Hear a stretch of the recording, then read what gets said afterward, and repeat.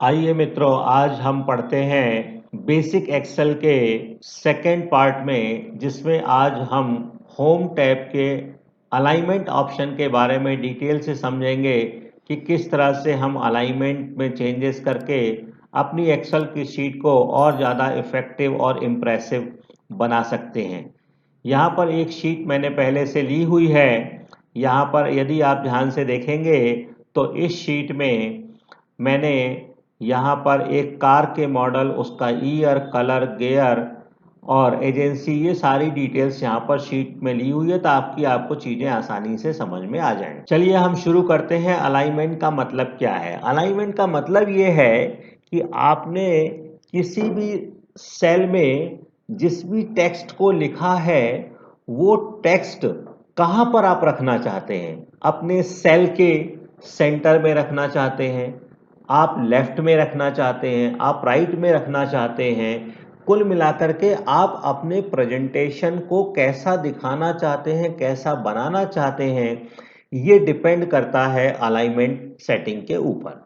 यहाँ पर हम एक किसी भी सेल में अलाइनमेंट ऑप्शन को समझेंगे और फिर इसके बाद रेंज ऑफ सेल्स पर उस अलाइनमेंट ऑप्शन को इम्प्लीमेंट करके रेंज ऑफ सेल्स में, जैसा कि आपको मालूम है एक्सेल आपने पढ़ा है, तो सबसे पहले किसी भी ऑप्शन को इम्प्लीमेंट करने के लिए उस सेल को आपको सेलेक्ट करना होता है। सेल को सेलेक्ट करना है तो उस पर वो ऑप्शन इम्प्लीमेंट होगा।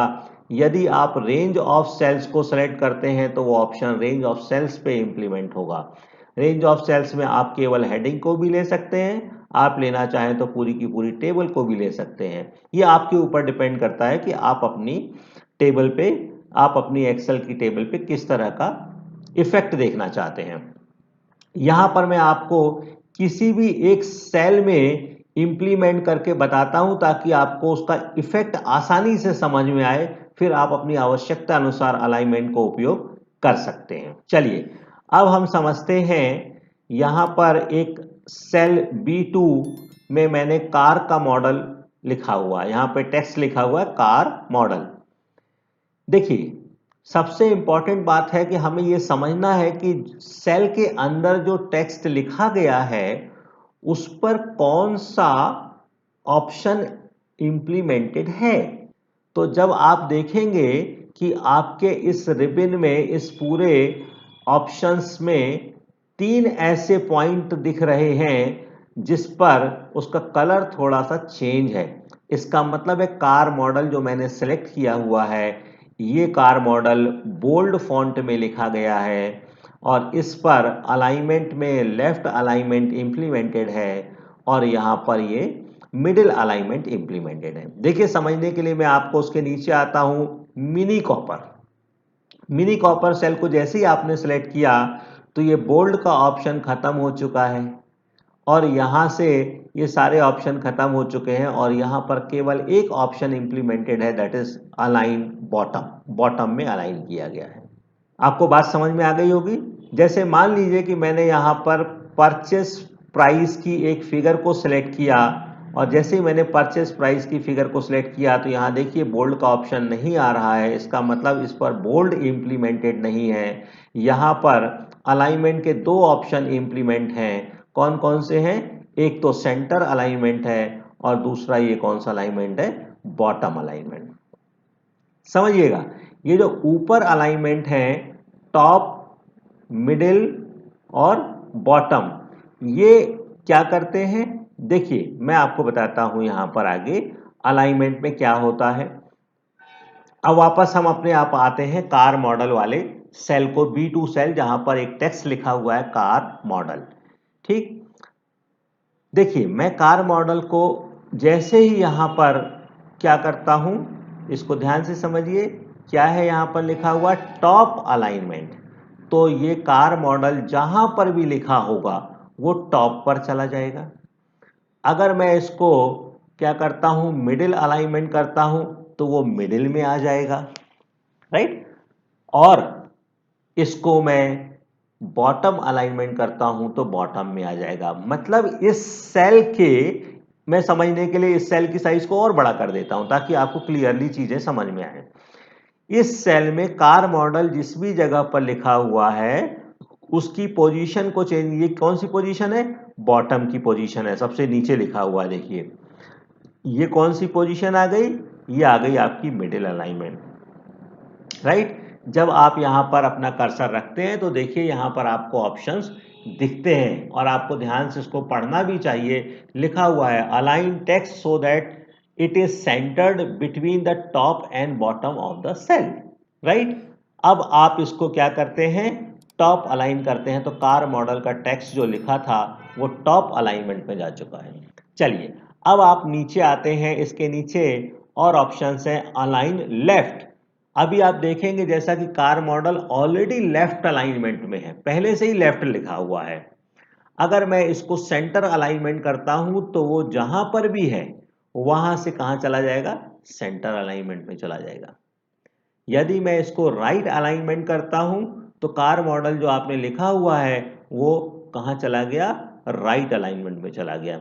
इसका मतलब है कि इस सेल में लिखा हुआ जो टेक्स्ट है अभी उसके ऊपर दो फीचर्स इंप्लीमेंटेड हैं। पहला फीचर है टॉप पर है वो, और दूसरा फीचर है वो राइट में है, मतलब कार मॉडल टॉप के राइट में है, राइट। मैं इसको सेंटर करूंगा तो आप बोलेंगे कि कार मॉडल कहां पर है, टॉप के सेंटर में है। देखिए टॉप के सेंटर में है। यदि मैं इस पर क्या इंप्लीमेंट करता हूं, लेफ्ट अलाइनमेंट, तो आप क्या कहेंगे कि ये कार मॉडल जो लिखा हुआ है टेक्स्ट ये कहां है, टॉप के लेफ्ट अलाइनमेंट में है, राइट। आई थिंक यहां पर आपको ये बात समझ में आई होगी। अब मान लीजिए मैं टॉप की जगह पर इसको कहां करता हूं, मिडिल अलाइनमेंट करता हूं, तो अभी आ गया कार मॉडल कहां पर, मिडिल अलाइनमेंट पे। अब इस कार मॉडल पे क्या इंप्लीमेंट है, मिडिल और कौन सा, लेफ्ट अलाइनमेंट। लेकिन अगर मिडिल का सेंटर चाहता हूं तो मैं इसको सेंटर में करूंगा तो देखिए मिडिल के सेंटर में आ चुका है। अब यहां पर मिडिल के मैं राइट में चाहता हूं तो मिडिल मतलब बीचों बीच जो है उसके राइट में कार मॉडल आ चुका है। I think it is clear now. अब फॉर एग्जाम्पल मैं आपको और एक्सप्लेन कर देता हूं। यहां पर हमने क्या किया, मिडिल अलाइनमेंट किया था। मैं इस मिडिल अलाइनमेंट को क्या कर देता हूं, बॉटम अलाइन कर देता हूं। तो अब क्या हुआ, ये कार मॉडल कहां चला गया, बॉटम पर चला गया। अब इस पर क्या इंप्लीमेंट है, बॉटम और कौन सा अलाइनमेंट, राइट अलाइनमेंट। लेकिन मैं चाहता हूं बॉटम के कहां पर चला जाए, वो सेंटर पे। तो मैं इसको क्लिक करूंगा, देखिए बॉटम के सेंटर में चला गया। मैं चाहता हूं कि बॉटम के लेफ्ट अलाइनमेंट में जाए तो मैं बॉटम के लेफ्ट अलाइनमेंट पे। इन शॉर्ट आपको ये समझना होगा कि यहां पर आप कैसे पहचानेंगे कि इस पर कौन सा फीचर इंप्लीमेंटेड है। आप जैसे ही उस सेल को सिलेक्ट करेंगे, जो भी सेल्स आपको, जो भी यहाँ पे फीचर आपको डार्क कलर में दिख जाए, इसका मतलब है कि वो सारे फीचर्स उस टेक्स्ट पर इंप्लीमेंटेड हैं, राइट। अब चलिए समझते हैं आगे। ये सारे अलाइनमेंट आपको समझ में आ गए, टॉप क्या है, मिडिल क्या है और बॉटम क्या है, लेफ्ट अलाइनमेंट क्या है, सेंटर अलाइनमेंट क्या है और राइट अलाइनमेंट क्या है। चलिए अब हम आते हैं यहां पर अगले ऑप्शन की तरफ में, दैट इज रैप टेक्स्ट। मान लीजिए आपके पास एक शीट है और उस शीट में लिखा हुआ नाम, फॉर एग्जाम्पल मान लीजिए ये हुंडई सोनाटा, ठीक, B8 सेल में हुंडई सोनाटा लिखा हुआ है। मैं यहां पर कुछ और भी टेक्स्ट ऐड करता हूं। मान लीजिए मैं यहां पर ऐड करता हूं उसका ईयर ऑफ मैन्युफैक्चरिंग 2023। यहां पर कुछ और भी ऐड कर देता हूं, उसका कलर ऐड कर देता हूं YELLOW। ये सेल आपकी इस तरह से यहां पर छोटी है, छोटी है मतलब सेल का साइज ये है। अब आप देखिए क्या हुंडई सोनाटा में ईयर आपका दिख रहा है पूरा, या जो मैंने येलो कलर लिखा था दिख रहा है, नहीं दिख रहा है। अब आपको इस पूरे के पूरे प्रेजेंटेशन को एक पेज पर ही निकालना है, और लेकिन आप एक पेज पे निकालेंगे तो ये तो पूरा आपको दिख नहीं रहा है। तो आप क्या करोगे, रैप, रैप का मतलब होता है लपेटना, मतलब किसी भी बड़ी आर्टिकल को, चीज को आप रैप करते हैं, मतलब लपेट करके छोटे में प्रस्तुत कर देते हैं, राइट। अब यहां पर हुंडई सोनाटा, इसको अगर मैं रैप टेक्स्ट करूंगा तो ये क्या करेगा, आप ध्यान से उस सेल को देखिएगा। उसने क्या किया, उसको लपेट करके जितना आपने उसको साइज दिया था, सेल का साइज जो दिया था आपने, उस साइज में अपने लिखे हुए कंटेंट को उसने एडजस्ट कर लिया। रैप का मतलब कि आपने जो सेल की साइज दी है, उस सेल की साइज में वो कंटेंट अपने आप को लपेट लेता है, मतलब उसमें अपने आप को एडजस्ट कर लेता है। फॉर एग्जाम्पल, आप आइए हम यहाँ पर एक बार और कुछ चीजें ऐड करके देखते हैं। फॉर एग्जाम्पल, यहाँ पे मैं कुछ भी लिख देता हूँ। फॉर एग्जाम्पल ये लिख दिया, समझने के लिए मैंने कुछ भी टाइप किया हुआ है आपको। अब ये देखिए कितना बड़ा कंटेंट है, ये अपने सेल से अंदर छिप रहा है। अब क्या करना है, या तो मैं इस सेल की, इस पूरे के पूरे कॉलम की साइज को बढ़ाऊंगा, तो ये मेरा जो पोर्शन है ये मेरे प्रिंट आउट एरिया से बाहर निकल जाएगा। मैं क्या चाहता हूं, मैं ये चाहता हूं कि यार इस सेल की, इस कॉलम की साइज तो यही रहे लेकिन कंटेंट भी पूरा दिखे। तो मैं उस कंटेंट को, उस सेल को सेलेक्ट करूंगा और रैप टेक्स्ट करूंगा, तो देखिए पूरा का पूरा उस सेल की साइज में, उस कॉलम की साइज में कंटेंट अपने आप को एडजस्ट कर लेता है। इस फीचर को कहते हैं रैप टेक्स्ट। आई थिंक आपको ये पॉइंट समझ में आ गया होगा। चलिए अब आपको आगे बढ़ते हैं। ये पॉइंट है मर्ज and centre. Merge and centre क्या होता है, चलिए इसके लिए मैं क्या करता हूं, आपको एक सेल को ऊपर इंसर्ट करता हूं और फिर आपको समझाता हूं कि मर्ज और सेंटर क्या होता है। फॉर एग्जाम्पल, यहां पे मैं आपको अलाइनमेंट एक्सप्लेन कर रहा हूं। अब अलाइनमेंट एक्सप्लेन करने के लिए आपने देखा होगा कि ये येलो कलर की जो पूरी पट्टी है, यहां पर कोई भी लाइंस आपको इस तरह की नहीं दिख रही हैं। क्यों नहीं दिख रही हैं, क्योंकि यहां पर मैंने मर्ज कर दिया है, इन सारी सेल्स को मर्ज कर दिया है, मर्ज कर दिया है और इसको एक सेल बना दिया। अब जब आप इस सेल का एड्रेस देखेंगे तो आपको A2 एड्रेस दिख रहा होगा, राइट। समझिएगा बात को, A2 एड्रेस दिख रहा है। जैसे इस एड्रेस को देखेंगे तो A1 है, B1 है, C1 है, एड्रेस बार में आप देखिए आपको एड्रेस दिख रहा है।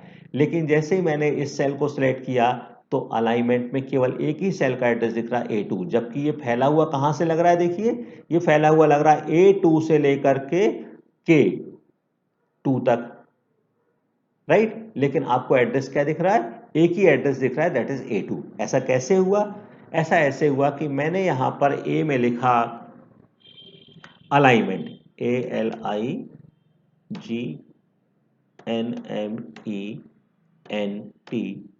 अलाइनमेंट्स मैंने लिखा, ठीक। आपको समझ में आए इसके लिए मैं थोड़ा सा इसकी अलाइनमेंट की साइज को बढ़ा देता हूं। लिखे हुए कंटेंट की साइज को मैं फॉन्ट पर जाकर के थोड़ा सा बढ़ा देता हूं ताकि आपको क्लियरली दिख जाए। मैं इसको बोल्ड भी कर देता हूं, ठीक। अब आपने एक टेबल बनाई, फॉर एग्जांपल थोड़ी देर के लिए मैं इसको हाइड कर देता हूं। आगे अगले लेक्चर्स में आपको सिखाएंगे कि हाइड करना क्या होता है, कैसे होता है। अब ये अलाइनमेंट्स यहाँ पर लिखा हुआ है, लेकिन आपका प्रेजेंटेशन तो बड़ा बेकार लगेगा क्योंकि आप तो अलाइनमेंट यहाँ पे दिखाने वाले हैं, सिखाने वाले हैं, तो इसको सेंटर में होना चाहिए। अब आप क्या करेंगे, क्या इसको उठा करके सेंटर में कहीं पर रखेंगे, नहीं। आपके पास सही तरीका ये है कि आपकी जो भी एक्सेल की शीट है, उस शीट के सेंटर में इस अलाइनमेंट को आप दिखाना चाहते हैं। तो शीट आपकी कहां से चालू हो रही है, शीट आपकी चालू हो रही है ए वाले कॉलम से और के वाले कॉलम तक। तो आप अलाइनमेंट जो भी हेडिंग आपकी दे रहे हैं, उस हेडिंग को किसी भी एक फर्स्ट सेल में आप लिख लीजिए। लिखने के बाद फर्स्ट सेल से लास्ट जहां तक भी आपकी टेबल जा रही है वहां तक को आप सेलेक्ट करेंगे और सेलेक्ट करके इस ऑप्शन को आप क्लिक करेंगे मर्ज एंड सेंटर। तो वो इन सारी सेल्स को मर्ज कर देगा और एक ही सेल बना देगा और आपके लिखे हुए कंटेंट को, फॉन्ट को उस पूरी टेबल के सेंटर में ला करके एडजस्ट कर देगा। देखिए मैं मर्ज और सेंटर करता हूं, ये लिखा हुआ कंटेंट अलाइनमेंट क्या हो गया, उस पूरी की पूरी टेबल के सेंटर में आ गया। एक बार फिर से समझिए, मान लीजिए कि मेरी टेबल कहां तक थी, मेरी टेबल कम से कम मान लीजिए F तक थी। तो मैं क्या करूंगा, इस अलाइनमेंट के ऑप्शन को मैं केवल F तक लाऊंगा और यहाँ तक मर्ज और सेंटर करूंगा तो यहाँ तक मर्ज और सेंटर हो रहा है। मेरा अंदाजा आपको ये पॉइंट समझ में आ गया होगा। ठीक, तो अलाइनमेंट मैंने यहाँ पर लिखा और मैंने इस पॉइंट को, सेल को सेलेक्ट कर लिया जहाँ तक मेरी टेबल है और मैं इस ऑप्शन पर जाकर के मर्ज और सेंटर करूंगा तो सेल्स को मर्ज कर देगा और लिखे हुए कंटेंट को वो सेंटर में ले आएगा। तो लिखा हुआ कंटेंट अब आप देखिए सेंटर में आ चुका है। देखिए मैंने आपको पहले बताया था कि इस पर क्या क्या चीजें इंप्लीमेंटेड हैं, वो आपके फीचर्स यहाँ पर डार्क कलर के दिखने लगते हैं। अब देखिए अलाइनमेंट एक आपने लिखा हुआ है यहाँ पर, इस पर कौन क्या इंप्लीमेंट है, पहला तो बोल्ड फॉन्ट है, इसका इंप्लीमेंट है, इसका फॉन्ट का स्टाइल भी आपको दिख रहा है और इसका साइज भी दिख रहा है। और क्या क्या इंप्लीमेंटेड है देखिए, ये है बॉटम अलाइनमेंट क्योंकि बॉटम पे लिखा हुआ भी आपने, ये सेंटर में है इसलिए सेंटर दिख रहा है आपको, और यहां पर आपने इसको मर्ज कर दिया है इसलिए मर्ज भी ब्लैक दिख रहा है। ये बॉटम पर है। देखिए अगर मैं इसको मिडिल में करना चाहता हूं तो अब क्या हो गया ये, ठीक, अगर मैं इसको कहां करना चाहता हूं, टॉप पर करना चाहता हूं तो ये अलाइनमेंट कहां चला गया, टॉप पर। तो ध्यान दीजिए किसी भी सेल में लिखे हुए कंटेंट को अगर ये समझना है कि कौन कौन से फीचर उसके ऊपर इंप्लीमेंटेड हैं तो आपको यहाँ पर देखना होगा, वो फीचर्स आपको डार्क कलर के दिखाई देना चालू हो जाएंगे। राइट, मेरा अंदाज है आपको मर्ज और सेंटर का पॉइंट भी आसानी से समझ में आ गया होगा। ठीक है, वापस हम अपनी टेबल पर जाते हैं। जो टेबल पहले थी जो मैंने हाइड किया हुआ था, इस सेल को मैं डिलीट कर देता हूं, आपके समझाने के लिए रखा था। और अब देखिए यहां पर मेरी एक सेल जिसको मैंने हाइड किया था उसको मैं वापस ले आता हूं।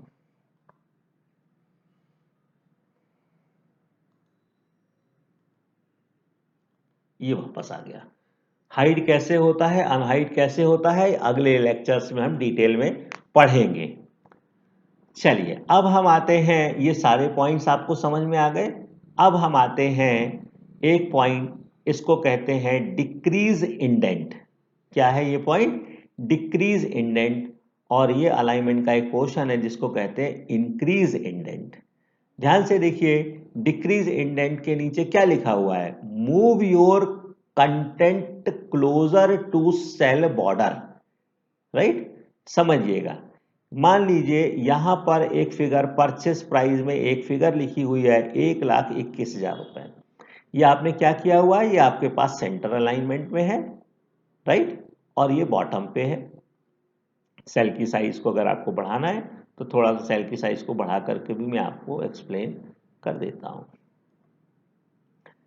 समझिएगा, ये बॉटम पर है क्योंकि बॉटम पे दिख रहा है आपको। अब ये क्या है पॉइंट, क्या समझना है, decrease indent, move your content closer to cell border. Cell border क्या है, ये देखिए ये जो चीजें हैं, ये कॉर्नर्स हैं, ये सेल बॉर्डर्स कहलाते हैं। जो आपको डार्क कलर दिख रहा है this is called cell border.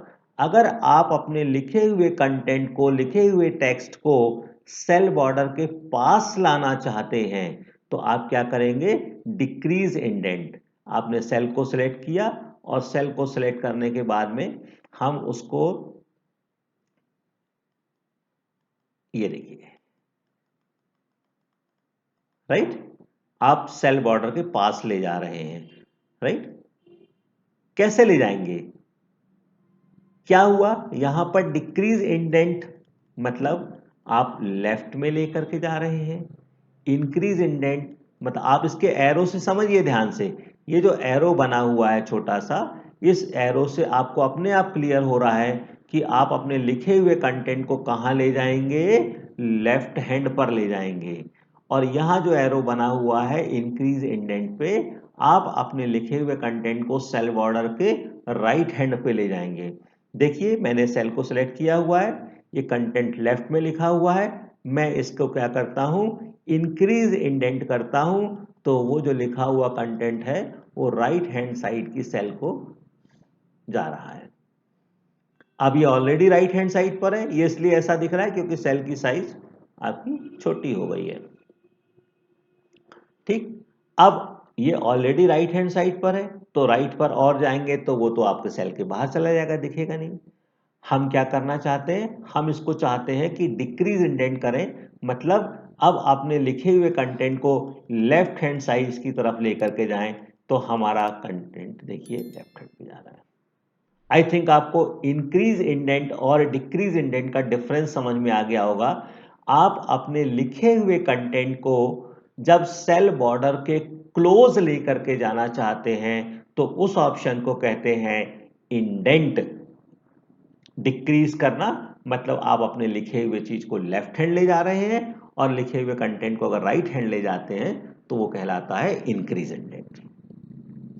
मेरा अंदाज है आपको अलाइनमेंट ऑप्शन के ये सारे ऑप्शंस आसानी से समझ में आ गए होंगे। आइए अब अगले पॉइंट की तरफ अलाइनमेंट पे चलते हैं। इस ऑप्शन को हम कहते हैं orientation. What is this called? Orientation. Again हम समझते हैं ओरिएंटेशन क्या होता है। पहले मैं इसको वापस अपनी पोजीशन पे ले जाता हूं, सेंटर पे कर लेता हूं। सी ओरिएंटेशन, अगर आप अपने प्रेजेंटेशन को, उसकी हेडिंग्स को और भी अट्रैक्टिव बनाना चाहते हैं, आप चाहते हैं कि थोड़ा अच्छा दिखे, तो आप यहां पर कुछ चेंजेस कर सकते हैं। ठीक, एक्सेल आपको ये ऑप्शन देता है। कैसे देता है ऑप्शन? देखिए, अभी मैं आपको एक सेल को सिलेक्ट न करके मैं हेडिंग की रेंज ऑफ सेल्स को सिलेक्ट करके आपको ये ऑप्शन कैसे वर्क करता है उसके बारे में बताता हूं। क्या है यहां पर ओरिएंटेशन? देखिए, मैंने क्लिक किया, एंगल काउंटर क्लॉकवाइज, मींस आपका जो लिखा हुआ कंटेंट है वो क्लॉकवाइज, देखिए एरो से भी समझिएगा, इस तरह के एरो से आप समझिएगा कि आपका लिखा हुआ कंटेंट कुछ इस तरह से दिखने लगेगा। सी, मैं इंप्लीमेंट करता हूं, देखिए आपका लिखा हुआ कंटेंट कुछ इस तरह से दिखने लगा। मेरे हिसाब से आपको इफेक्ट दिख रहा होगा। अब हम ओरिएंटेशन के सेकंड पोर्शन पे जाएंगे, एंगल क्लॉकवाइज। क्लॉकवाइज मीन्स अब आपका ये ओरिएंटेशन कैसा हो गया? इस तरह का ओरिएंटेशन हो गया। Right, are you getting my point? इसके बाद में हम अगर टेक्स्ट को वर्टिकली लिखना चाहें, हम जैसा भी अपने प्रेजेंटेशन में देना चाहें वैसा प्रेजेंटेशन हम इस तरह से बना सकते हैं, अपनी हेडिंग्स को इस तरह से वर्टिकली दिखा सकते हैं। ये आपके ऊपर डिपेंड करता है कि आप क्या चाहते हैं। रोटेट टेक्स्ट अप, अप का मतलब अब वो ऊपर से लिखा आएगा। ठीक, देखिए कार मॉडल किस तरह से लिखा आ रहा है। यहां पर देखिए रोटेट टेक्स्ट डाउन, आप देखिए डाउन उल्टा हो गया ये आपका ऑप्शन। राइट, अब हम इसके आगे कुछ चीज को समझते हैं। Format cell alignment. ठीक, ये कुछ ऑप्शंस आपको ऑलरेडी यहां पर दिए हुए हैं जिसके अनुसार अपने लिखे हुए टेक्स्ट को चेंज कर सकते हैं। थोड़ी देर के लिए हम इस ऑप्शंस को वापस जैसा था वैसा ही लेकर के जाते हैं। राइट, ऐसा ही था हमारे पास में पहले। अब हम क्या करना चाहते हैं? अब हम जाते हैं फॉर्मेट सेल अलाइनमेंट। मैं अपनी इच्छा के अनुसार जैसा अलाइनमेंट बनाना चाहता हूं, जहां पर भी आपको आए कि हम उसको फॉर्मेट कर सकते हैं, इसका मतलब मैं अपनी इच्छा के अनुसार बना। यहां पर तो आपको कितने ऑप्शन दिए हैं? एक दिया है, दो दिया है, तीन दिया है, चार दिया है, पांच दिया है। लेकिन अगर मैं अपनी इच्छा के अनुसार चेंज करना चाहता हूं तो मैं जाऊंगा फॉर्मेट सेल अलाइनमेंट में, और यहां पर देखिए आपको ओरिएंटेशन का एक डायलॉग बॉक्स यहां पर दिख रहा है। राइट, यहां पर यदि मैं चाहता हूं कि अपने लिखे हुए टेक्स्ट को एक स्पेसिफाइड एंगल पर ले करके जाऊं, तो मैं यहां से एक स्पेसिफाइड एंगल, देखिए मैं अपने हिसाब से इस एंगल को सेलेक्ट कर सकता हूं, और सेलेक्ट करके मैंने कितने डिग्री पे ले लिया? -31 डिग्री पे ले लिया। जैसे ही मैं ओके करूंगा, इंप्लीमेंट करूंगा, आप देखिए आपका एंगल बदल चुका है। तो यहां पर जब हम फॉर्मेट सेल अलाइनमेंट में जाते हैं तो यहां पर हम अपने ओरिएंटेशन को अपने हिसाब से कितने डिग्री पर रखना चाहते हैं वो हम ओरिएंटेशन यहां पर इसको बदल सकते हैं। इसके कुछ और ऑप्शंस हैं, number, font, border, fill, protection. इसको अगले वीडियो में और ध्यान से हम आपको बताएंगे क्योंकि अभी वीडियो लंबा हो सकता है। तो नेक्स्ट वीडियो में हम मिलेंगे फॉर्मेट सेल के इस ऑप्शन की डिटेलिंग पढ़ने के लिए। अलाइनमेंट में ओरिएंटेशन के फॉर्मेट सेल अलाइनमेंट की डिटेलिंग पढ़ेंगे अगले वीडियो में। थैंक यू दोस्तों, मिलते हैं अगले वीडियो में।